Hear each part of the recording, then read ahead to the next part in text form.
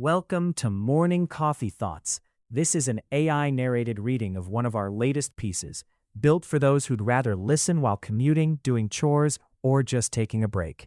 The real cost of the E-Jeepney in the Philippines, and who's paying for it. The government is pushing electric vehicles as the future of Philippine public transport. Clean, modern, efficient. The pitch is good, but then the price flashes on screen. 2.8 million per unit. And the first question that comes to mind is the simplest one. How is an ordinary jeepney driver supposed to afford that? These are people who under normal conditions net P600 to P1000 a day after fuel and food. As of March 2026, with fuel prices spiking due to Middle East tensions, that number has dropped to 200 to 500 daily. People who have been running the same routes for decades, often on a vehicle they own outright, paid for piece by piece. The government is now telling them that vehicle is illegal, and the replacement costs more than most of them will earn in a decade of driving. That one number is where this story starts. Section: The Policy Architecture. What the government built. The current EV push in Philippine public transport rests on three interlocking policy pillars: the PTMP, or Public Transport Modernization Program, the EVITA Law, or Electric Vehicle Industry Development Act, and the CREVI, or Comprehensive Roadmap for the Electric Vehicle Industry. The PTMP was originally launched in 2017 under Department Order No. 2017-011. The program's central mandate is simple: replace all jeepneys 15 years or older with units fitted with at least Euro 4 compliant engines or fully electric powertrains. All individual operators must consolidate into cooperatives or corporations with a minimum fleet of 15 units to secure a franchise, effectively ending the era of the individual jeepney owner-operator. The Marcos administration continued the program and set a hard deadline: consolidate by December 31, 2023, or be declared colorum. Operators who failed to comply had their franchises revoked. Once a cooperative gets consolidation approval, they have 27 months to actually purchase compliant vehicles, and within that window, they are expected to absorb a unit that costs more than most of them will earn in use. EVITA, Republic Act 11697, lapsed into law in April 2022. It provides the legal framework governing the manufacture, importation, installation, and regulation of EVs in the Philippines. Fully battery electric vehicles get zero excise tax and a 50% excise tax discount for hybrids. BEV owners also get a 30% discount on motor vehicle users' charge, an 8-year exemption from member coding, and priority registration at the LTO. These incentives are primarily designed to reduce the burden on EV importers and manufacturers. The downstream benefits to individual operators and drivers are indirect and often negligible against a P2.8 million price tag. CREVI is the government's long-range blueprint for building a domestic EV ecosystem, operating in 3 phases. The short-term phase, covering 2023 to 2024, focused on policy creation and pilot programs. The medium-term phase, running 2025 to 2028, targets the growth of domestic EV manufacturing. The long-term phase, from 2029 to 2050, envisions a nationwide EV network powered by renewable energy. The headline target: at least 2.5 million EVs on Philippine roads by 2040. The EVIS, or Electric Vehicle Incentive Strategy, developed by the DTI-BOI, is designed to bridge the cost gap between EVs and traditional vehicles through targeted fiscal incentives for manufacturers. It targets the production of up to 9 million EVs and the deployment of nearly 400,000 charging stations by 2040. The DTI projects it will attract P120 billion in capital investments, generate 680,000 jobs, and produce P11.4 trillion in economic output. Section: How the government plans to sell it to operators and drivers. The government's pitch rests on a package of financial instruments, legal pressure, and non-fiscal perks. In theory, a carrot and stick approach. In practice, the stick is much heavier than the carrot. The primary financial pathway for operators is a loan from government financial institutions, specifically the DBP, or Development Bank of the Philippines, or LBP, or Land Bank of the Philippines, covering up to 95% of the acquisition cost, repayable over 7 years at a fixed 6% interest per annum. Here's what makes this particularly telling. Even the government's own banks, Land Bank and DBP, have publicly stated that the modern jeepney unit cost is too expensive for PUV drivers and operators. The institutions being asked to finance the program are the same ones flagging that the program's price point doesn't work. On top of the loan, the government provides an equity subsidy, a direct grant to cooperatives to reduce the amount they need to borrow. The subsidy's trajectory is its own story. It started at P80,000 to P160,000 per unit from 2018 to 2022, covering roughly 3 to 6% of the P2.8 million price. By 2023, it was raised to P280,000, covering about 10%. In 2026, it was increased again to P400,000, the highest it has ever been, and it still only covers 14% of the unit cost. Every time the government raised the subsidy, it was presented as a significant improvement. Every time, it remained a fraction of the actual problem. Section: the non-fiscal pitch and the stopgap measures. Beyond the loan and subsidy, the government markets the program through non-monetary perks: priority vehicle registration at the LTO, expedited franchise processing at the LTFRB, exemption from number coding, special EV license plates, and access to training on fleet management and financial planning. When that wasn't enough, the government reached for emergency measures. In March 2026, with fuel prices spiking and a nationwide transport strike looming, the government began distributing P5,000 fuel subsidies to PUV drivers and operators, covering around 245,000 operators and 1.18 million PUV units. That same week, the LTFRB improved fare hikes. Traditional jeepney fares went up to P14 minimum, modern jeepneys to P17. Manila City went further. Mayor Isko Domagoso launched a free ride program, hiring over 1,400 jeepney drivers at approximately 3,000 piece per day to ferry commuters for free.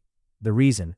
Drivers were only netting P200 to P500 daily due to fuel prices, making it impossible to keep operating.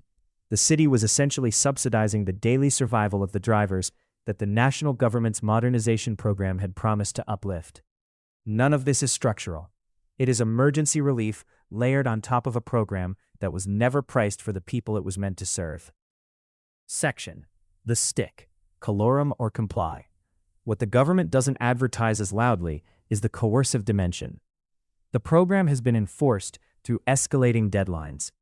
Consolidate by December 31st, 2023, then by April 30th, 2024, after which unconsolidated units were declared colorum and subject to apprehension. Transport Group Piston called this the moment drivers formally became illegal for refusing to join a program they called oppressive and unjust. By March 2025, DOTR Secretary Vince Dizon found that only 43% of PUVs had fully approved consolidation applications, far below the 86% consolidation rate the LTFRB had been publicly reporting. In May 2025, Dizon reopened the consolidation window, effectively acknowledging that the coercive approach had not worked. Section: the core problem, price versus reality. The government's financing package sounds workable until you run the math. For a P2.8 million unit, after the P400,000 subsidy, the operator still owes $2.4 million in principal. At 6% interest over 7 years, total repayment climbs to approximately $2.8 to P3 million, around $33,000 to $40,000 per month. Each unit needs to earn roughly $6,000 to $7,000 daily just to cover amortization. That's before fuel, maintenance, driver wages, or any profit. The Commission on Human Rights noted that the majority of the program's financial burden will fall on drivers and operators. A UP study found that the financial obligations imposed by the PTMP exceed the operator driver's capacity to pay, often forcing them to incur daily income deficits and compromise the basic needs of their households. One jeepney driver, Popoy de la Cruz, put it plainly. Under normal conditions, a driver nets $600 to $1,000 a day after expenses. At that rate, absorbing a P2.8 million vehicle means roughly 4,500 to 4,700 days. About 12 years of net earnings, just to cover the unit cost alone, before interest. In March 2026, with daily earnings down to 200 to 500, that calculus gets even worse. Section: Specs of the government-backed EV units. The E-Jeepney models currently in play vary widely in price and capability, and that range is itself part of the story. At the more affordable end, the LCS Iman EJ01 Basic, assembled in Batangas, seats 22 passengers with 6 standing, includes air conditioning, and delivers 100 to 120 kilometers per full charge at around 1.2 million. Francisco Motors Pinoy Transporter, a PTMP-compliant local build, offers 22-plus seating, a PWD ramp, and air conditioning at P985,000 to P1.997 million. Then there are the Chinese brand units, Wuling, JAC, Kingling, Yutong, dominating the DOTR accredited lineup at P2.48 million to P2.8 million per unit for a standard 23-seater. The range tells you everything. A locally produced, PTMP-compliant E-Jeepney can be built for under $1 million. The government-endorsed mainstream options cost nearly 3 times that. Section: the price mock-up problem. Who's benefiting? The numbers raise a blunt question. Why are Chinese-made E-Jeepneys selling at P2.6 to P2.9 million under the PTMP, when local manufacturers produce compliant units at P985,000? Senator Rafi Tulfo said in early 2024 that the government could save $1.7 million per unit by choosing local over imported Chinese units, and that at P900,000, the subsidy alone could have made modernization essentially cost-free for drivers. He called the program's pricing gap something that reeks of corruption. Now here is the irony that the government has never satisfactorily explained. In 2024, President Marcos signed Executive Order No. 12, zeroing out import duties on EVs and components until 2028. The government is simultaneously telling operators to modernize while making it structurally cheaper to import Chinese EVs than to support Filipino manufacturers building the same vehicles for half the price. Zero tariffs on imports and a 14% equity subsidy are pointing in opposite directions. For context, small electric passenger minibuses with similar specs are available on global platforms for $16,000 to $47,500. The Philippine-sold variants of the same Chinese brands land at $46,000 to $50,000 for a 23-seater jeepney. Even accounting for import duties and logistics, the gap between what these units cost and what they are being sold for under the program has never been satisfactorily explained by the government.